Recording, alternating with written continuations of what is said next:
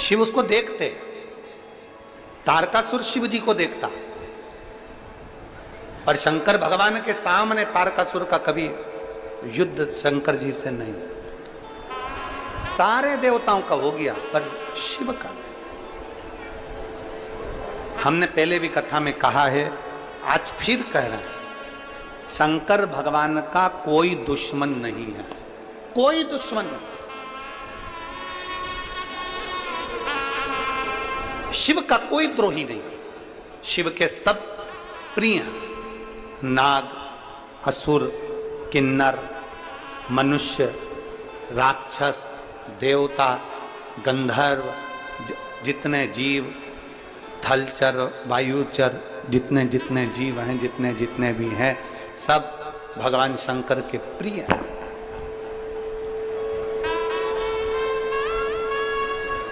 शिव का कोई द्रोही नहीं है, शंकर का कोई दुश्मन है।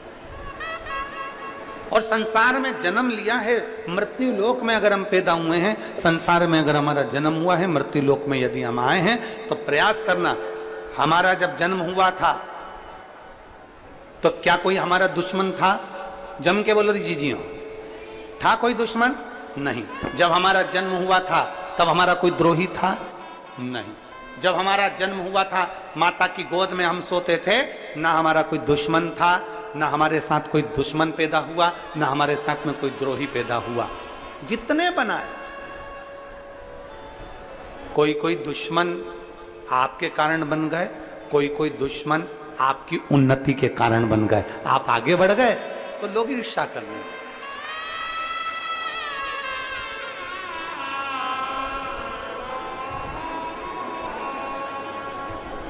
और फिर निवेदन है,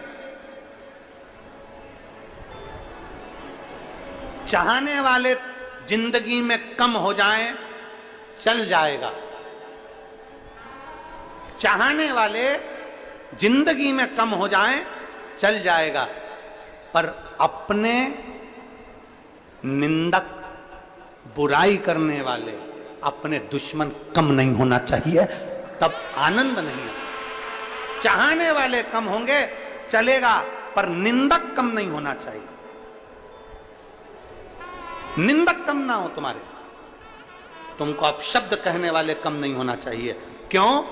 क्योंकि जितना चाहने वाले तुम्हारा प्रचार नहीं करेंगे, उतना निंदा करने वाले तुम्हारा प्रचार करते रहेंगे, अपशब्द कहते रहेंगे, ताना देते रहेंगे, आड़ा तड़ा कर। इनकी कमी नहीं होना चाहिए महाराज,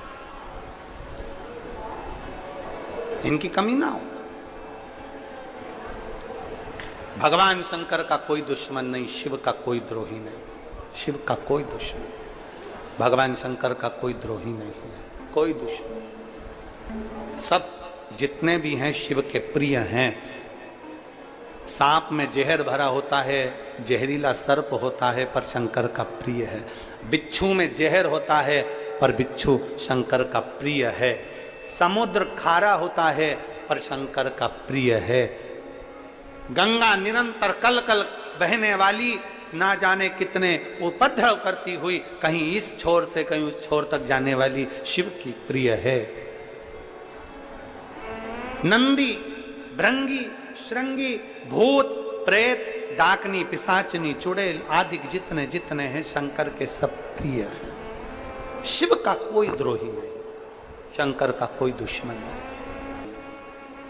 शंकर के सब चाहने वाले हैं, सब चाहने वाले।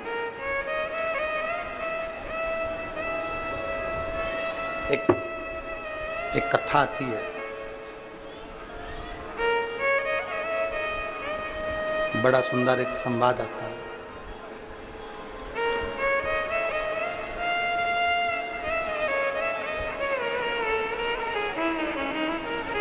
चंडाल जाति में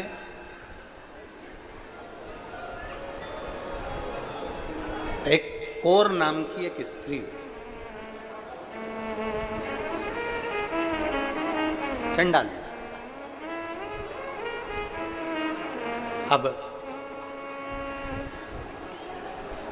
जहां पर भी ये चंडाल जाति की जो महिलाएं थीं, जो स्त्रियां थीं, जो पुरुष थे, कहीं जाते तो लोग उनको सम्मान नहीं देते।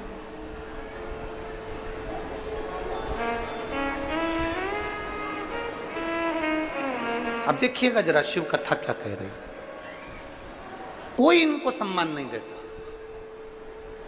किसी ने कह दिया कि तुम छोटे हो, किसी ने कह दिया कि तुम ऐसे हो, किसी ने कह दिया तुम वैसे हो, किसी ने कह दिया तुम ऐसा है, तुमने वैसा कर दिया, तुम चंडाल हो, तुमने ऐसा कर दिया, तुम वैसा कर दिया। उनको बार बार टॉर्चर किया गया, बार बार उनको कहा गया।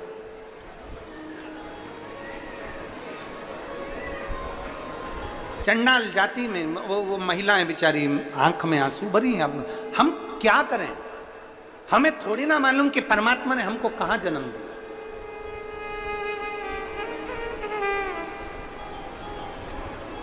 हमें थोड़ी ना मालूम कि परमात्मा ने हमें कहां जन्म दे दिया। कोई ब्राह्मण के घर में हो गया, कोई क्षत्रिय के घर में हो गया, कोई वैश्य के घर में हो गया, कोई शूद्र के घर में हो गया। ये तो भगवान ने ये देखकर नहीं पैदा करा तुमको कि मैं ब्राह्मण के घर में भेज रहा हूं, कि क्षत्रिय के घर में भेज रहा हूं, कि शूद्र के घर में भेज रहा हूं, कि वैश्य के घर में भेज रहा हूं।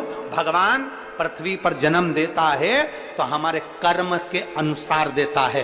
पूर्व में हमने अच्छा कर्म करा होगा तो हमें अच्छे घर में भेज देता है, बेकार कर्म करा होगा तो फिर कहीं बेकार घर में भेज देता है। हमारे कर्म के अनुसार हमारा जन्म होता है, उसमें हमको दोष नहीं, इसमें हमारा दोष नहीं कि हम ब्राह्मण के घर में जन्म, की क्षत्रिय के घर में जन्मे, कि वैश्य के घर में जन्मे, कि शूद्र के घर में जन्मे। ये दुनिया ने भ्रांतियां बनाई।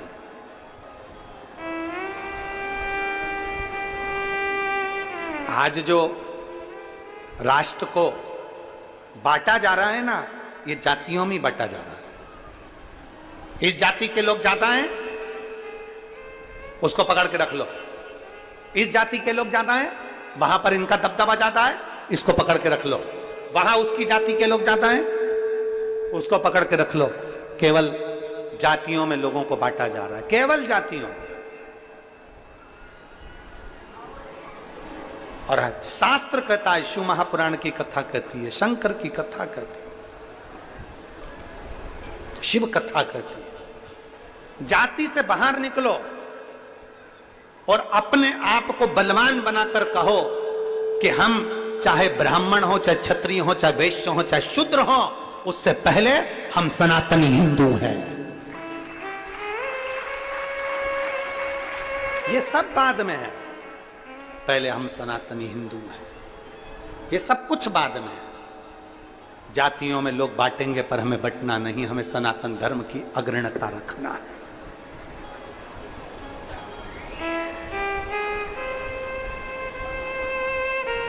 अब वो चंडाल जाति की माताएं सब इकट्ठी हो गई। इकट्ठी होकर अब वो क्या करे, किसको भजे? उसमें एक महिला ऐसी थी जिसका नाम था कौर।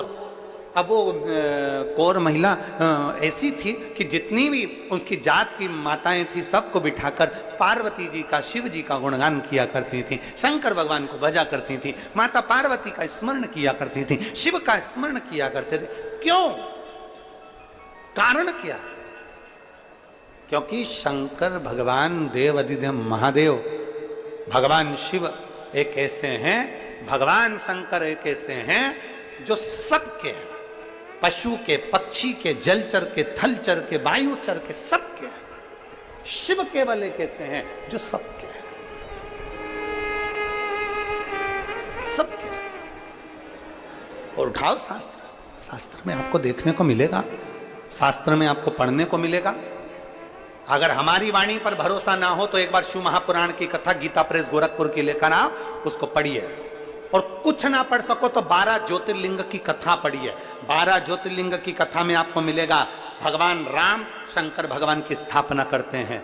12 ज्योतिर्लिंग की कथा में मिलेगा आपको एक एक शब्द। आप पढ़िए, चंद्रदेव शिव जी की आराधना करते हैं, देव ऋषि नारद शिव जी की आराधना करते हैं, सारे देवता भगवान शंकर की आराधना करते हैं, सारे देव मिलकर भगवान शिव का गुणगान करते हैं एक एक। और देवताओं के साथ में आपको यह भी मिलेगा कि एक डाकू किसी को पूजन करते हुए देखता है तो वो भी पूजन में लग जाता है। ये गुंजायमान कम कर दो।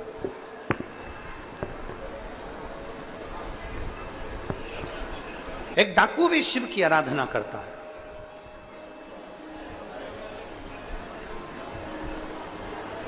आराधना में लीन। अब देखा कौर ने हम किसको बजाएं? एक यहाँ पर हमको मालूम नहीं है छत्तीसगढ़ का तो नियम, पर हमने जो देखा है वो हम कर सकते हैं। हमें छत्तीसगढ़ का नहीं मालूम। हमारे सीहोर में हमारे घर की जो माताएं हैं वो सुहागिल करती हैं।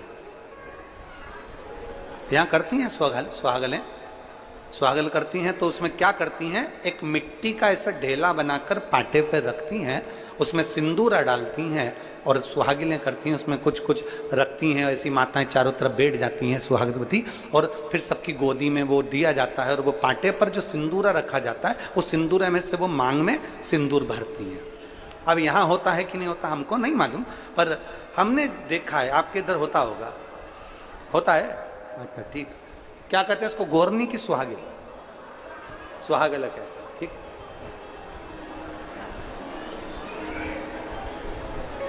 कौर जो नहीं जानती भगवान की पूजन कैसे होती है, कौर नहीं जानती जो भगवान की आराधना कैसे होती है। कौर नहीं जानती कि भगवान की पूजन आराधना उनकी भक्ति कैसे होती है, वो नहीं जानती। एक तो उसने भगवान शंकर का शिवलिंग बना लिया, मिट्टी का पार्थिव, और दूसरा उसने मिट्टी की एक गौर बना ली, गौर। और सारी जितनी माताएं थी, चंडाल कुल की जितनी माताएं थी उनकी जाति की, सब बैठ गई और बैठकर उन्होंने बड़े प्रेम से भगवान शंकर और मां पार्वती की आराधना करना प्रारंभ करी। अब आराधना में तो लग गई, पर बात इतनी सी अड़ गई कि इनके पास में भोग लगाने के लिए कुछ भी नहीं था, कुछ। अब भोग क्या लगाए, भोग क्या दिया जाए? मां, जब भोग लगाने के लिए कुछ भी नहीं था, जब भोग लगाने के लिए कुछ भी नहीं, अब क्या भोग लगाए, क्या भोग दिया जाए? उसी में से एक महिला उठकर गई, कहने लगे अपन ने जो अभी खाया था ना उसमें थोड़ा सा बचा हुआ रखा है, चलो अपन भोग में रख देते हैं। झूठा कौर के हाथ में लाकर दिया। कौर ने सबके साथ मिलकर मां भवानी को, मां दुर्गा को, मां अष्टभुजा धात्री, मां भगवान को सम्मुख में वो झूठा ही रख दिया, झूठा।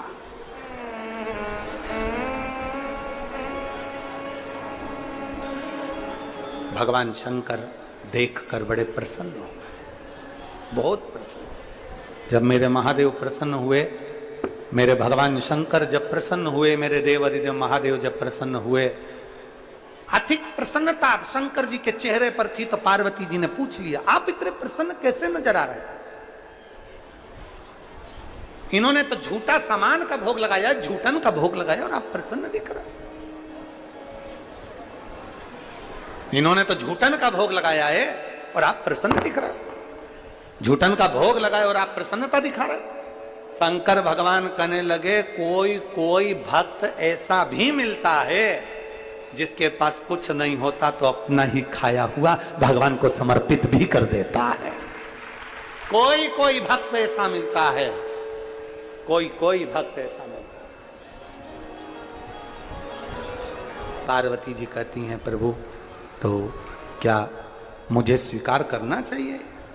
क्या मुझे स्वीकार करना चाहिए? और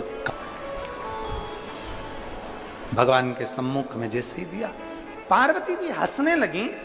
शिवजी को मुस्कुराता हुआ देखकर पार्वती ने पूछा, ये झूठा दे रही हैं? झूठा? ये झूठा दे रही हैं? शंकर भगवान कहते हैं, पार्वती प्रेम से दिया गया झूठा भी भोग लगाना पड़ता है। प्रेम से दिया है, झूठा भी भोग लगाना पड़ता है।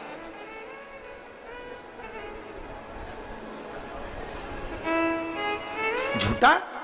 हां, पार्वती मैया ने तो झूठा का भोग स्पर्श ना किया। शंकर भगवान ने झूठे का भाग जैसे ही उठाया, उठाते से ही उस भाग में से थोड़ा सा टुकड़ा नीचे गिर गया। जो नीचे गिरा तो उसमें से पार्वती जी का एक अंश प्रकट हो गया। मां मातंगी सामने प्रकट हो गई। मां मातंगी सामने प्रकट हो गई। जैसे ही मातंगी माता प्रकट हुई, सुंदर उनका हरा वर्ण है देने वाली मेरी मां सम्मुख में जैसे ही प्रकट हुई, प्रकट होते से ही माता पार्वती ने पूछा शंकर जी से, ये कौन है? शंकर भगवान कहते हैं, सुनो पार्वती, अपने भक्त के झूठे भोजन को पाने के लिए तुमने ये तुम्हारा एक अवतार मातंगी के रूप में लिया है। मातंगी के रूप में? प्रभु क्या आप मुझे नहीं मिलोगे? शिव जी कहते हैं, मैं मातंग बनकर तुम्हें प्राप्त होऊंगा। मैं स्वयं मातंग बनूंगा, तुम मातंगी बनोगे। शंकर जी के 10 अवतार में से एक अवतार है भगवान शंकर का, एक नाम है मातंग। शिव जी का एक नाम है मातंगेश्वर महादेव और पार्वती जी का एक नाम है मातंगी। कौन सी माता? जम के बोलो जरा। मातंगी। आज भी माता मातंगी ऐसी हैं जिनको झूठे का भोग लगता। आज भी किसके लिए प्रकट हो गए? शिव किसके लिए? जो लोग कहते हैं कि भगवान शंकर तो लोग कहते हैं, कोई कहते कि इनसे भगवान प्रसन्न हो जाते हैं, कोई कहते धन वालों से भगवान प्रसन्न हो जाते हैं, कोई कहे करोड़पति से भगवान प्रसन्न हो जाते हैं, कोई कहते संपदावान से भगवान प्रसन्न हो जाते हैं। करोड़पति से, धनपति से दुनिया के लोग प्रसन्न हो सकते हैं, पर करोड़पति और धनपति से मेरा महादेव नहीं। मेरा महादेव तो तुम दिल से पुकारो उससे प्रसन्न हो जाता है। करोड़ों के धन से मेरा महादेव प्रसन्न नहीं होता, लाखों के धन से मेरा महादेव प्रसन्न नहीं होता। मेरे महादेव को प्रसन्न करने के लिए तुम्हारे निर्मल मन जो तुम्हारे पास में है वो